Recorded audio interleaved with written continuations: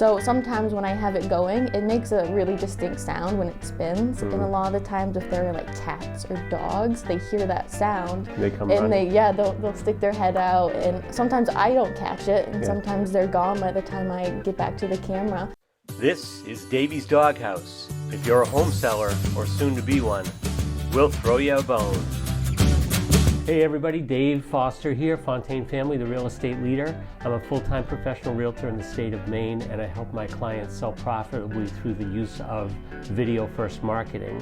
And this is Davy's Doghouse, and today again we are at 336 Center Street in Auburn, Maine at the Fontaine offices. And I am here with Hannah Levesque today, who is a member of the staff here at the Fontaine team. And Hannah, what is your title? So I am the field coordinator, so that means I'm in charge of doing all the photos, I'm in charge of doing the signs, the lock boxes, making sure all of that background stuff is taken care of. That way we can get listings up and going, get them live. But my big part is the photos. I do the professional photography, and So and photos are huge, and that's what we wanted to talk about today. This podcast is focused on sellers and the things sellers want and need to profitably sell their home in this market, which is a very interesting market. Photos being a huge part of that. So I know, Hannah, that you kind of put up like 5 things to focus on that had to do with photography. So why don't you sort of get right into it and tell us what these are. So the first big thing with professional photography is that you attract more buyers. And when you have professional photography done, it sets out your property as opposed to properties that don't have a professional photographer. A lot of these homes on the market, a lot of them don't use some of the cameras that we use. In the office, we use a very specific type of camera. With me, I've got the Matterport. So this is our main source of photography. This is one of the best that you can get in the market today.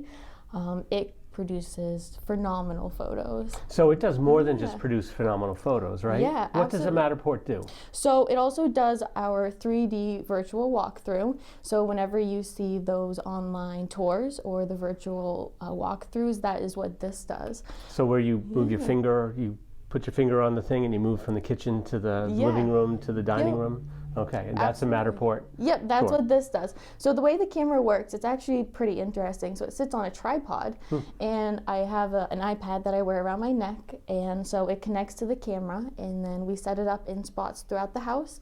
And then so I tell it to go, and it spins 360, and it takes a photo of everything. So I have to hide from it as well. So it's actually funny because sometimes when I'm doing the photography, sellers see me hiding from my own camera and they think it's funny, but I mean at the end of the day, when you get that 3D photo and that 360 view, you see everything, and it's really buyers like to see that when they see it online. That way they can just and I believe you can measure also, correct? Yeah, I think that so online you can actually use the Matterport tour to measure a space. So if you want to find out if there's a room for a couch under a window, you can actually use the Matterport to measure that. It creates floor plans too. Yes, correct. it does. If you want to do floor plans. Have you ever had caught stuff in the camera that you didn't expect, like a pet or someone's arm or whatever? It actually happens quite often, especially when sellers are home, when they are there, if they have pets like dogs or cats. So sometimes when I have it going, it makes a really distinct sound when it spins. And a lot of the times if they're like cats or dogs, they hear that sound. They come and running. they'll stick their head out, and sometimes I don't catch it, and sometimes they're gone by the time I get back to the camera. So occasionally we'll get a pet in there, and normally we try and catch that. But that's why we always recommend having the sellers and animals step out while I'm here. That way I don't have to worry about pets getting in, don't have to worry about kids getting in. Nice. And that way I don't have to worry about hiding sellers or pets as well. But so sometimes the Matterport, you need to supplement that with a camera. Is that correct? Yes. So the Matterport I use inside. We do a couple shots outside. We do a couple 360 views just on the street. We do about 2 or 3 per property. But most of our exterior photography is done with the still camera, which I have right here. But I mean, that takes just as good photos as the Matterport. But yet we do use a different type of camera for the exterior photos. Nice. And and some of us also use drone photography, Yep.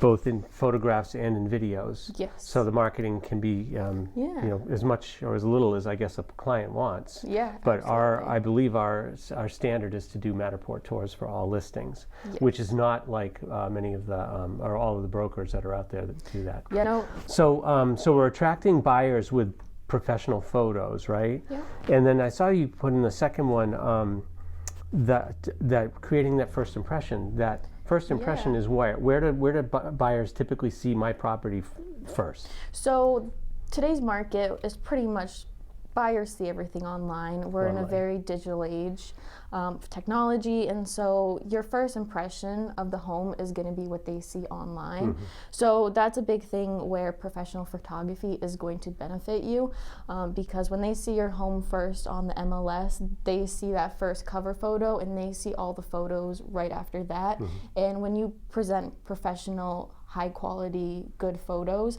you automatically get a good first impression Sure. of the People home. are scrolling like for dating sites, it's left, right, or whatever. Yeah, I don't really. know. I've been married a long time, but left, right, whatever. Yep. But they're scrolling between houses, and if they see something that catches their eye, they'll stop for just a second. Yeah. You're hoping that it will catch them. I also know that with a high quality photo, if you blow it up, if you want to see something, a cupboard or something, you can enlarge the photo on your phone, and it still looks great with a professional photo. Yeah, no. Whereas another low res photo would just fall apart. Yeah, absolutely. I've seen a couple of them where it looks like they just kind of snap photos with their phone. Yeah. And if you zoom in at all, it gets super blurry. Yeah. While these photos, you can look at everything. Yeah, that's great. And so number 3. Yeah, I think we just went over that. Standing out from the competition, having professional photos, not having blurry photos. Yeah. Number 4 is highlighting key features. So what does that mean? So you can go snap a room, right? Yeah. But what else can you do? So a good example is like in a kitchen. Mm-hmm. So you've got this beautiful kitchen, you've got beautiful countertops, brand new cabinetry. So what we do is I normally try and take a whole bunch of different scans from a whole bunch of different angles within the kitchen. A good thing that we like to recommend, especially in like kitchens, kitchens and living rooms, take anything with like faces down, any photography, any picture frames, anything like that off the walls, that automatically draws attention away from the seller's personal belongings. Yeah, so we don't like to have anything necessarily with eyes specifically. On the walls. Yeah, so one thing the camera does do is it blurs any sort of faces that it sees. Oh, so it's best not to have them because you won't have the blurry spots on the walls. Absolutely. Okay, good. I didn't know that. That's interesting. Buyers would much rather see an open wall as opposed to a wall with a because whole they bunch can of then blurs on it. picture their own stuff on that wall rather than someone else's personal stuff. Huh, interesting. Yeah. Yeah, that's cool. And then as far as like I said earlier, where you might have a focal point in a room, if you have a 360 tour, they can actually go and open that up bigger and be able to see that focal point better. Yeah. So one thing I just want to ask you quick, because it just reminded me, you have to do the tour in order, is that correct? Yes. So why is that? So the Matterport, we pull the photos essentially from the tour itself. So the way I have to do the camera is I always start at the front door. And then I have to move it within 3 to 4 steps of that scan. So I do it in like a walkthrough format, essentially.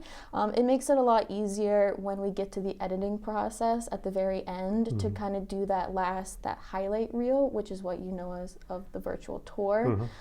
So yeah, I just pretty much have to go in a tour-like format throughout the house. And I mean, at the end of that, once I'm done the whole house, you've got your virtual tour right there. So you can hit the play button on these Matterport tours and they go from room to room. Yep. And you're like walking and then through. you're watching it. So if you were to walk like into 2 rooms downstairs and then up the stairs into one of the bedrooms, bathroom, and then came back down the stairs into the living room, it would be all, it wouldn't work, right? Yeah, it would just be a jumble of scans So it's not, everywhere. you don't just pick this thing up and start going, right? Yeah, no. There's a way to do this and the training and all that. Yep. That's awesome. There's a process behind it. Yep.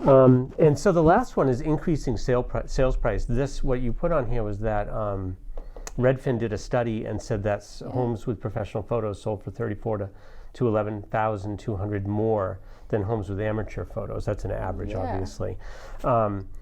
We at the Fontaine team, this is part of the brokerage fee. Yep. So you're not paying extra for this, but according to Redfin, you're getting extra because of that, which is important. So it's just another point as to how we stand out from the competition.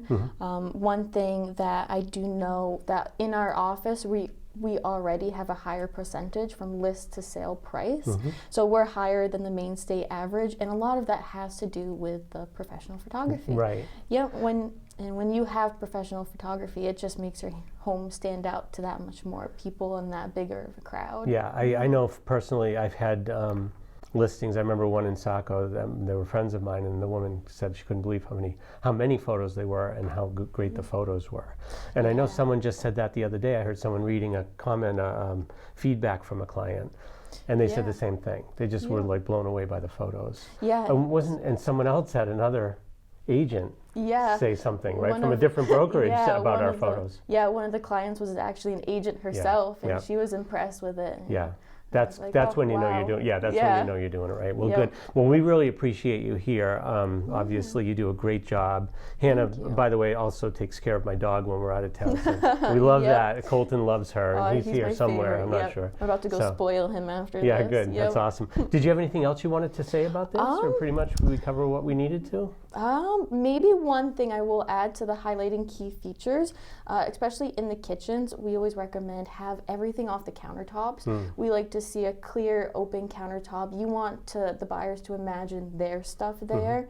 They want to think of their life, their belongings there. They don't want to be crowded with the seller's belongings. Right. Yeah, you want to kind of set like an open slate for them to paint their own picture, essentially. Yeah. And that's part of the talks and training that we do here also, is how do we stage this properly. Staging isn't always adding trinkets and baubles. No, sometimes it's just a matter of taking things away. Yeah, just so it looks wide out. open and spacious. Yep.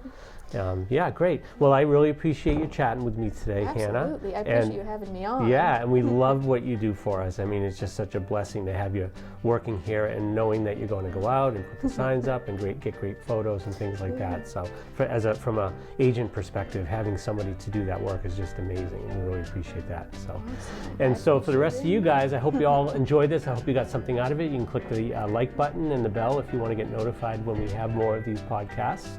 And we all hope you have a great day. And don't forget, today is the day. What do we say? I don't know. Don't dog it. Don't dog it.